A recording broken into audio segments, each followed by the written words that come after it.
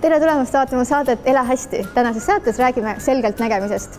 Nimelt me lähme külla KSA silmakeskuse juhile doktor Ants Haavelile ja tema on üks haruldane Eesti arst, kes on vegan toitumisega tagasi pööranud täiesti uskumatuid olukordi ja ütleb avalikult välja, et vegan toitumine on kasulik. Miks? Seda kohe kuuleme. Ja teisena saan ma nüüd täna kokku Kertu Jukkumiga. Kertu on särav naisterahvas, kes juhib portaale Elu24 ja Le Monde ja tal on meile ka üks salaretsept, mida ta kasutab oma maratonidel ja mäkkaronimistel. KSA silmakeskuses on üks arst, kes on öelnud avalikult välja, et taimetoitumine on mitte ainult vajalik, vaid ka väga kasulik. See arst on doktor Ants Haavel. Sina oled siis võtnud seisukoha, et kuigi sa oled nüüd siis arstiks õppinud, oled sa arvamusel, et veganism on inimesele mitte ainult vajalik, vaid ka ülioluline ja kasulik. Kas on nii? Ja mina arvan küll seda nii, et ma olen viimase 5-6 aasta jooksul seda asja uurinud ja alguses ma olin niimoodi nagu täiesti normaalne eestlane. Aga kuidagi üks asi viis teiseni ja mida rohkem ma lugesin, seda rohkem ma loobusin ja nüüd ma olen siin. Aga kuidas see juhtus, sest et Eesti arstid õnneks või kahjuks ei õpi ju liiga palju toitumist üldsegi, kuigi maailmas me teame, et õpitakse väga palju ja suhtumine on hoopis teine. Vaatasin eelmine aasta arstiteaduskonna kogu 6 aasta õppekava läbi ja leidsin sealt välja, et toitumisest räägitakse täpselt 0 tundi. Pole sellist õppekava üldse olemaski.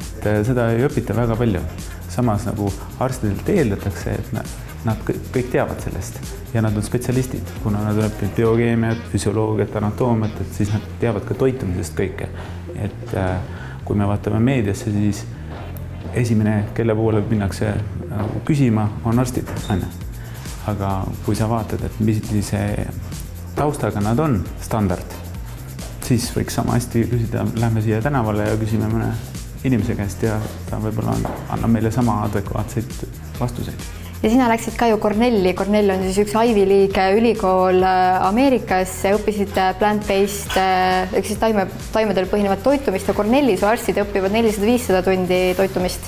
Ma lugesin palju raamatut läbi ja siis vaatasin, et see kursus nagu käis igalt poolt nagu läbi. Ja siis mõtlesin, et ma teen selle ka läbi ja see oli väga-väga huvitav.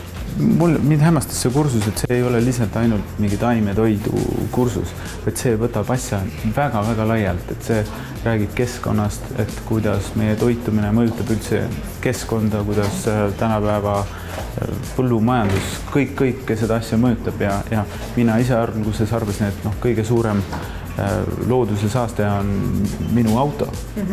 Aga ma saan aru, et see ei ole üldse mingi tegija, kui me hakkame vaatama tänapäeva tööstuslikku põllumajandust, mis kõik rekordid ületab.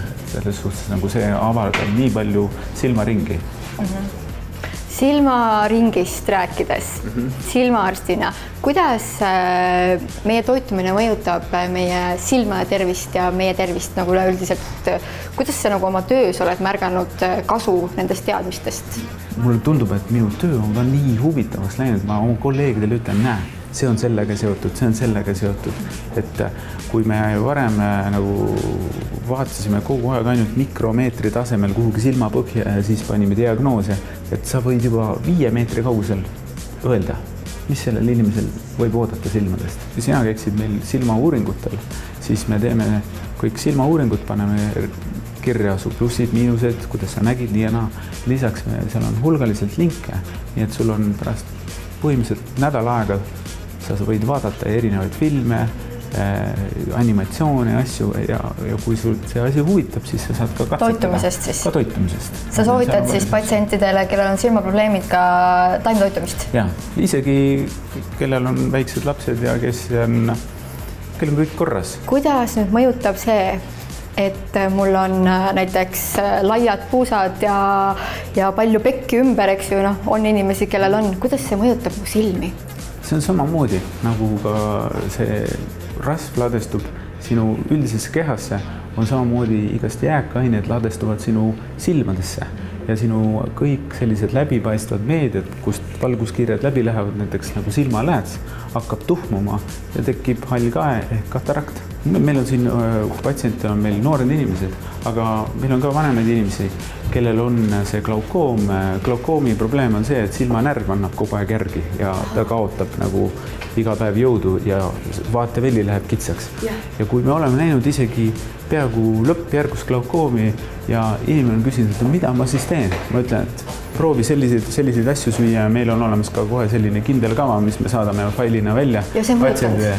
Ja patsiendid ütlevad, et nende nägemine, nende vaateväljad on läinud paremaks. Ja kui me kontrollime, nii ongi. Ja seda ei räägi ju tegelikult mitte ükski muu tavaline silmaarst, kelle juurde sa lähed. Kui sa hakkad otsima informatsiooni, siis 20. sajandi keskpaigas, 1940, 1950, Ameerikas on tehtud uuringuid, kus on täielikult toitumisega ravitud silmapõhjad ära. Ja need on korralikudes ülikoolides tehtud, näiteks Duke'i ülikoolis USA-s, doktor Walter Kempner. Kõik alguse arvasid, et ta on võltsinud andmeid, aga korrati katseid. Nii on. Nii et vastab tõele, söö taimetoitu ja su silmad on terved muu hulgas ka üldine keha. Ja, viimased, ma arvan, 3 aastat ma olen nagu täis taimetoitlane ja ma pole kunagi ennast nii hästi tundnud. Vaatasin oma vanu pilte, muidu sa ei saa ju aru, kui su iga päev natukene midagi asi muutub. Aga 10 aastat tagasi tehtud siin kabinetis pilt, ma vaatasin, kes see on? See oli üks noor arst, spordipoiss, kes jooksis iga päev 6 kilomeetrit ja ta oli 87 kilogrammi raske. Nüüd ma ei jalutan võib-olla 20 minutit päevas oma koeraga hommikuti ja ma ei tee mingisugust sporti ja ma ei ole mitte kunagi tundnud ennast nii hästi ja ma varsti olen 50 aastane. Et see on lihtsalt nagu fantastiline tunne. Aga miks sa arvad, miks pärast Eesti arstid pole siiamaani väga sõbralikult vastu võtnud ideed, et inimesele võiks taimetoit olla tervislik beebieast raugani? Kui nüüd see taimetoitlus on nagu tõusu teel ja kui sa vaatad, et kui me räägime oma klientidega ja patsientidega, kui paljud inimesed on otsustanud oma lapsi kasvatada ka taimetoitlastena, siis alati nad põrkuvad oma kas perearstidega või siis lasteaias või koolis selle teemaga kokku ja öeldakse, et see ei ole õige.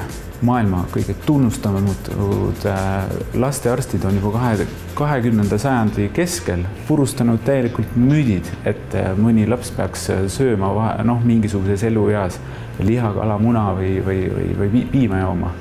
Ja seda on öeldud, see on täiesti tervislik ja meie samas kõrval siin 80 kilomeetrit Helsingis, see on täiesti okei, aga Eestis see ei ole. Kõik arstid Eestis, kes lõpetavad ülikooli, annavad Hippokratese vande. Aga kes oli Hippokrates? Hippokrates oli hügienist ja hügienistid ongi põhimõtteliselt nagu tänapäeval taimetoitlased, kes ütlevad, et toit ongi ravim ja ravim ongi toit. Aga arstid on selle lihtsalt ära unustanud, nad lihtsalt nagu formaalselt annavad selle vande, aga nad ei teadvusta, et mis vande nad annavad. Kui me loeme Benjamin Spocki, kes on üldse maailma kõige kuulsam lastearst, siis tema raamatus viimases Teie laps on kirjutatud, et taimetoitlus on väga-väga hea ja kõik lapsed peaksid olema taimetoitlased üksikute eranditega. Näiteks Eesti toitumisliikumissoovitused, mis see aasta tuli uuem versioon, siis see hakkab väga positiivselt pihta. Kui analüüsida ja vaadata see üle, siis vahepeal on seal 180-kraadised pöörded sees. On koostatud Põhjamaade toitumise liikumissoovituste vaimus ja täiesti suvaliselt ja ilma viideteta, et kust need asjad on tulnud, siis võtab aeg-ajalt imestada, aga see on Eesti reaalsus täna. Aga õnneks meie maa on nii pisike, et need kohalikud žonglöörid võivad teha siin, mis tahavad, aga kui suured trendid liiguvad, nagu nad praegu Põhjamaades või Euroopas, Inglismaal ja Ameerikas on, siis üks päev meil ei ole midagi muud teha, kui me läheme nende asjadega kaasa. Tegelikult, mis need toitumiseksperdid Eestis ütlevad, et nagu taimetoitlastest vanemad piiravad oma lapsi ja sunnivad neid taimetoitlusele, siis taimetoitlased on ärritanud sellepärast, et neile ei anta võimalust. Taimetoitlased ei ole nagu selle vastu, et teised lapsed söövad seal liha või kala või muna, aga nende lastele võiks ka anda võimalusi, et nad saavad täistaimset väärtuslikku toitu süüa siis 3 korda päevas. Ja sest nemad on samamoodi maksumaksjad see on Euroopa inimõigus süüa taimetoitu. Ants, sinuga on nii tore rääkida, sa oled tõeline visionäär ja ma usun, et sinu mõtetest me kuuleme kindlasti veel. Aitäh! Ta on särav meediaprintsess, kaunitar, loomaarmastaja. Te mõtlete, kes see on? See on Kertu Jukum, portaalide Elu24 ja Le Monde värske juht. Kertu, hiljuti tuli välja üks uuring ja arvati Eestis, et meedial on suurem võim muuta asju kui valitsusel. Ja ma mõtlen, et kuidas sa oled tunnetanud seda meediavõimu oma positsiooni pealt siis? Sa praegu küsid minu käest seda, kui ühel kaalukausil on Taavi Rõivas hetkeseisuga ja teisel valib ja siis ma arvan küll, et praeguse seisuga Elu24 on suurem võim kui Taavi Rõival. Meie sinuga õppisime politoloogiat ja mäletad, öeldi, et meedia on ju 4. võim. Ma arvan, et see, mida meie sinuga Tallinna Ülikoolis õppisime, on väga põnev teoreetiline baas, mille me sealt saime. Praktika paraku on natukene teine.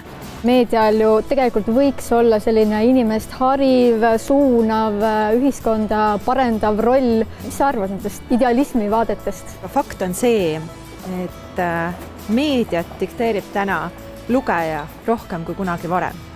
Et iga kord, kui keegi teist kirub teemale, et miks me küll sellest kirjutasime, siis mõtle sellele, miks sa selle peale klikkisid. Me loeme väga tihti viimastel aegadel terrorirünnakutest, mis hirmutavad kõiki üle terve maailma. Meelelahutusel on väga oluline tähtsus, et sellest kõigest tuua kas või 15 minutiks või miks mitte pooleks tunniks natukene eemale. Lugeda natuke platsi, kõmu, vaadata ilusaid naisi. Ilusaid mehi. Ka ilusaid mehi. Mis sa näed, kuhu poole see meelelahutustrend sinu silmis praegu liigub? Mina tahaksin liikuda välismaa suunas. Mina tahaksin liikuda selles suunas, kuidas meelelahutus on käsitletud mujal maailmas. Me oleme ikka väga tagasihoidlikud. Veel rohkem teravust, veel rohkem ka uurivat ajakirjandust kollase meedia valguses. Ka pisikeses tiigis on võimalik veidi vett segada. Sa oled hästi suur loomaarmastaja, sul on kodust läbi käinud väga suur hulk loomi, kes on abi saanud sinu kaudu.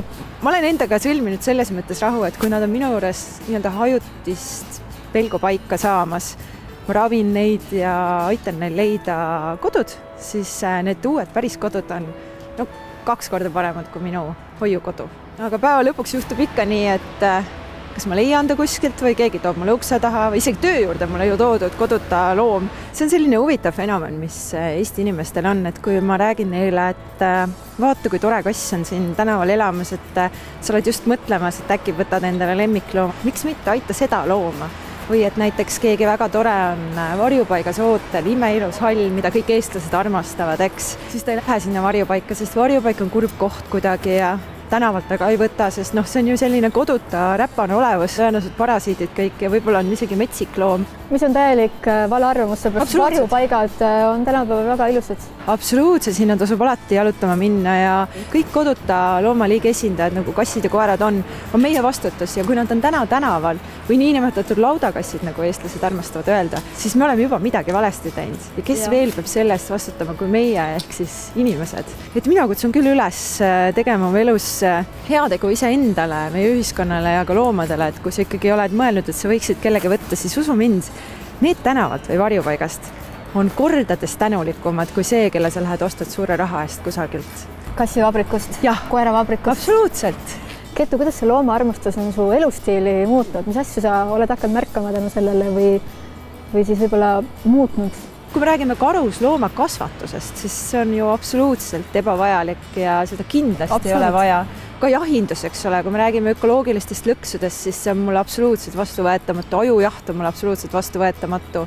Aga eks ma ütlen, et see lõppkokkuvõttes on selline väga isiklik küsimus, et igaüks peab ise leidma oma selle piiri ja usu mind, kui minu panter püüab kinni hiire, siis ma olen ikka kõrval nutnud küll ja saan aru ka sellest, et ma tõesti arvan, et kassist veganit teha ei tohi, koerast veganit teha ei tohi. Mõned asjad siin on sätitud nii, kuidas mulle ei meeldi, aga mul ei ole ka õigust siia vahele sekkuda. Kertu, sa oled selline uudishimuliku loomuga ja katsetad alati kõiki asju, mis vähegi võivad tervislikud olla. Mis on selline kõige kasulikum ilunipp, tegelikult on ju ikkagi kõige olulisem üldse, kui me räägime ilunippidest, on uni. Tahad sa või ei? Ja kõlab väga klišeelikult, aga 8 tundi ja inimesed on ilusamad kui magades 3, 4, 5 tundi. Sulle tõesti piisab 8. Ma olen pigem siukse 9-10 inimene. Väga tubli ja minul on 8 ja siis ma pean hästi hoidma seda, et kogu aeg 8, siis on kõik väga hästi. Ja eks ikkagi see liikumine ka, et me liigume ikka jube vähe, kui sa mõtled, et mina ostsin esimese selle, see on hästi populaarne, kõigil peavad olema pulsikellad ja igasugused mingisugused näitajad. Palju sa siis nüüd kõndinud oled, eks? Mööda treppe jooksed seal Eesti meedias. Ma olen seda ka hakanud nüüd katsetama, vahel läheb meelest jälle ära, aga üldiselt seal on võimalus tõesti 12-ndani välja ja siis ma olen teinud niimoodi, et jooksen sinna 12-ndale välja, kus ees on koosolek. Sellepärast sul ongi tossud jalas. ja siis ma olen ähkinud sinna sisse niimoodi hilinemisega, et oodake, ma ei saa rääkida, ma jooksin jälle. Et seda peab harjutama. Esiteks juba selleks, et võhm oleks parem ja siis tuleb ka rääkimine pärast väikest trepijooksu paremini välja. Vaata on selline ütlus, et ükski mäe vallutamine ei suuda sind rahuldada, kui sa ei ole rahu enda sees leidnud. Kui sa nüüd jõuad sinna mäe tippu ja saavutad oma eesmärgi, mida sa otsid mäe tipust? Ma ütleksin valesti, kui ma ütlen, et ma otsin raskusi, aga fakt on see, et mägi on väga raske. Absoluutselt. Ja kui sa sellega toime tuled, ka viimane Kaspeki tipp näitas seda, et kui sa tuled sealt mäelt alla lõpuks, olles nädal aega pesemata ja juues sulavett, millest on sul kõht lahti järjepidevalt. Ja see on nii raske, et sa tahaksid oma enda kehast väljuda. Sa tuled sealt ära, siis järgmisel hetkel esiteks õnnetunne muidugi, mis sind kindlasti tabab, kui sa lõpuks saad valgete linade vahel magada ja sa tunned elust rõõmu jälle ja kõik see, et mida sa ei koge, kui sa ei ole ennast aeg-ajalt pannud ebamugavasse olukorda. Aga teine asi on see, kui väiksed tunduvad kõik probleemid.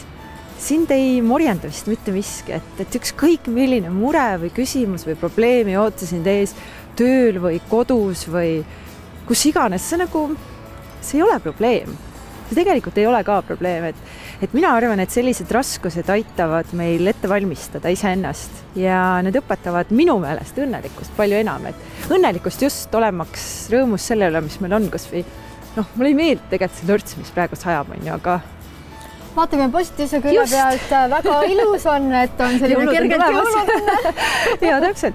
Ja kogu aeg tuleb iseendaga aga ometigi tuleb sul siis järjepidevalt see soov, et aga tahaks veel ronida mäe tippu või arvad sa, et see saab nagu ükskord otsa?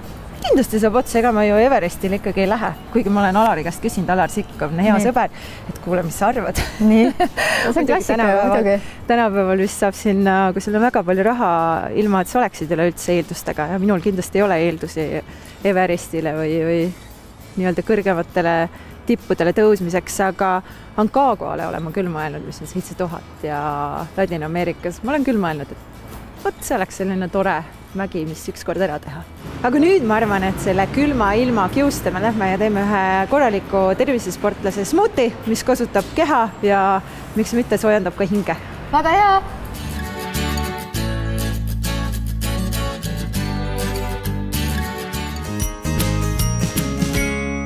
Kertuga tulime nüüd tegema sportlase smuutit. Kertu, mis asi on sportlase smuuti? No tegelikkuses ma pean täpsustama tervisesportlase siiski, milleks ma iseennast ka kohati pean. Ja mis see on, ega sportlasele või tervisesportlasele õigemini sobib kõik see, mis on tervislik, mis annab juurde vitamiine, mineraalaineid ja loomulikult energiat. Oota, kas sina oled see, kes iga ilmaga läheb pigem jooksma välja, mitte siis jõusaali lindi peale? Või kumba sa nagu eelistad? No mõistagi. Ma ei mäletagi, millal ma viimati lindi peal jooksin. Kui me ikkagi räägime jooksust, siis õige jooks toimub õues, mis tahes ilmaga ja igal juhul eelistatuna metsas. Et ega see linna tänavatel CO2 sisse hingates, kui palju me siis oma tervisele ikkagi autotee ääres ja malati imestan. Et võib-olla siis, minu meelest tehti isegi Eestis üks uurimus, mis selgitas välja selle, et joosta Tallinna suure tänava ääres või ka kõndida, siis kasulikum tervisele on püsida toas, aknad kinni.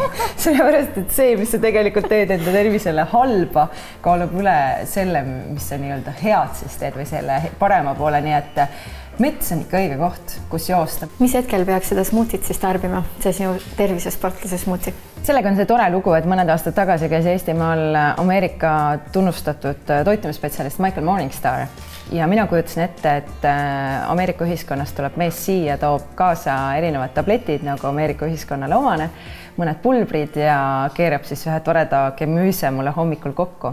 Ja nii üllatav, kui see aga polnud, siis tema kasutas metsast, meie Eesti metsast pärinevaid marju. See on küll üllatav. Selles on kogu meie rikkus, mõned pähklid, mis olid siis kodumaised maapähklid, sinna juurde koduõuna ja erinevaid rohelist kraame, mida siis tuttav aiast oli leidnud.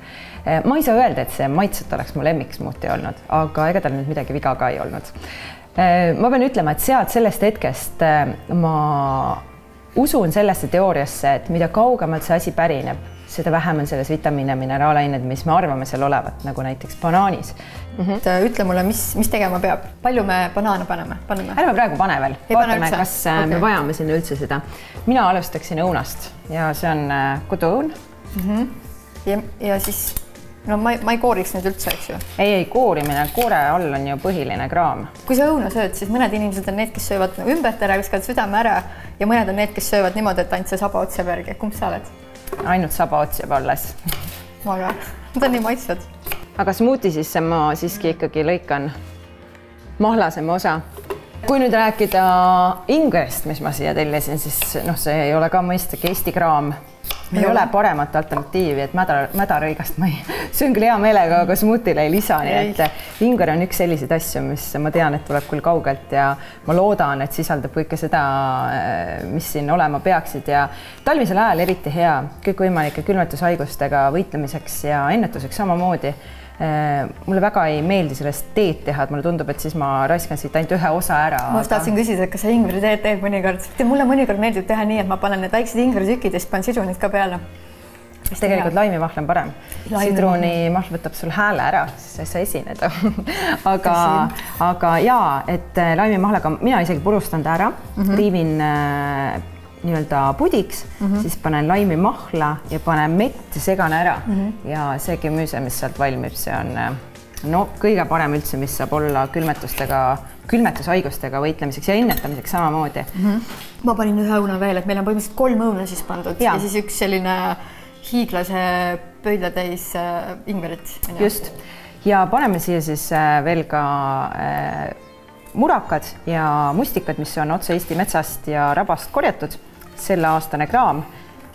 Ma paneksin natukene ka jõhvikaid ja see on iseäranis kasulik ju naistele. Külma ilmaga õues joostes pärast seda tasub alati natukene jõhvikaid süüa. Värskelt korjatud, need ei ole veel külmkambrisse jõudnudki. Maitsele võib-olla kõige paremini ei mõju, aga tervislikkus on siin. Tead jõhvikatega ma avastasin sellise asja, et kui võtad jõhvika, suruta niimoodi käes ja kui sa nüüd siia sisse segad porgandimahla ja siis paned selle näkku, siis see on selline loomulik päikesekreem. Saab pruuniks. Pruuniks saab ja paned näo peale, kaela peale, umbes 3 päeva püsib. Hästi tugev antioksidant ka. Kogemata avastasin selle. Mulle meeldib teha selliseid mökse mõnikord. Ma soovitan järgmine kord näiteks mustikaga seda teha või midagi. Saab ka päris tumedaks. Ma ei tea, kas pruuniks, aga tumedaks saab. Päris maalase stiilis, kergelt punakas. Siis mul on kaasas siin veel, see on nõgese pulber. See on sinu oma pulber.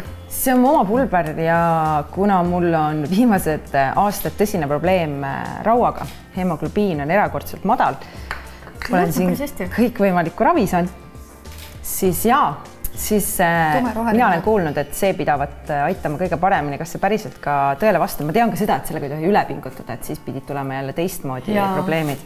Aga ma mõtlesin, kui see mul kodus on, et olgu, paneme siia sisse. No neid metsarohelisi võtad biotäie ja siis on juba mineraalid ja vitamiinid suhteliselt kaetud. Meil on siin C-vitamiini päris küllaldaselt, mis on hästi oluline raua imendumisel. Mis meil veel? Õunamahl. Ma olen õppinud seda, et kui ma tunnen, et ma hakkan tõbiseks jääma, siis üks asi, mida ma kohe püüan ära teha, on juua ära pool liiter õunamahla kodust. Seda ma panen siis nii-öelda selliseks materjali või kogu selle olluse siis vedeldamiseks. Okei. Kas nüüd see salapärane aine on üks lemmikvürtsidest või? Viimase aja lemmikuid. Mulle meeldib juua kohvikaneeliga hommikul ja tegelikult üleüldse lisada kõikvõimalikule kaneeli peale. See on selline, ma ütleks, hooajane hullus, mis mul on. Tead, ma võtsin sulle ühe üllatuse kaasa. Ma mõtlesin, et kui sa teed sportlase smuutit, et siis võib-olla see võiks nagu ka sobida. Ma kodus teen niimoodi nädalaks endale valmis. Arvad sa, mis see võiks olla? See on siuke pruun asi. See on seemned, need on linaseemned. Väga põnev. Seedimisele väga kasulikud. Ja samamoodi nende asendamatute rasvhapete osas, eks ju. Et ma tavaliselt teen talle kodus valmis ja siis ta umbes nädala mul seal püsib, kuni ma ta ära kasutan. Ma panen sulle sellise pool seda suppilusika täis. Jaa, võib küll.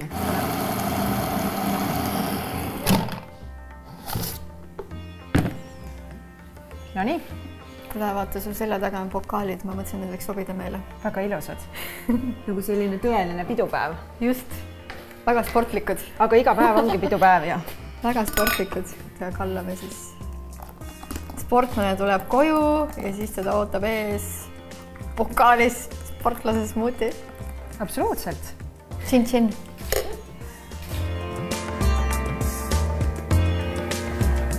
Kui päris hea on. Ingver, vürtsikas. Peksab üle, jah? Aga üldse ei sega. Selline korralik tervise smuuti on see. Väga ilus roosa tänu jõhvikatele ilmselt. Oled sa siis selline, kes teeb iga hommiku endale smuuti või sa jood nagu vastavalt trennile? Hommikul on ikkagi mul selline must be hommikupuder. Juba viimased vist 20 aastat. Kaeraelbe puder, mis peab olema mind hommikul ootamas. Kui seda ei ole, siis päev minu jaoks ei alga. Aga smuuti on pigem selline päevane lõunapausi toit. Aitäh sulle, Kertu, et sa tulid ja jagasid oma sportlase smuutit.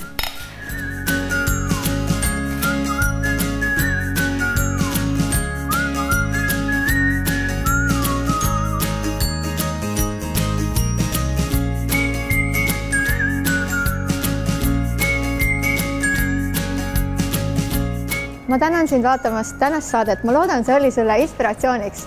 Kui sa tahaksid võita endale hunniku banaane, siis otsi meid üles Facebookist Ela hästi, TTV on meie aadress. Jaga midagi endale meelepärast ja need banaanid on sinu. Järgmine saade on eetris 2 nädala pärast. Seniks ela hästi!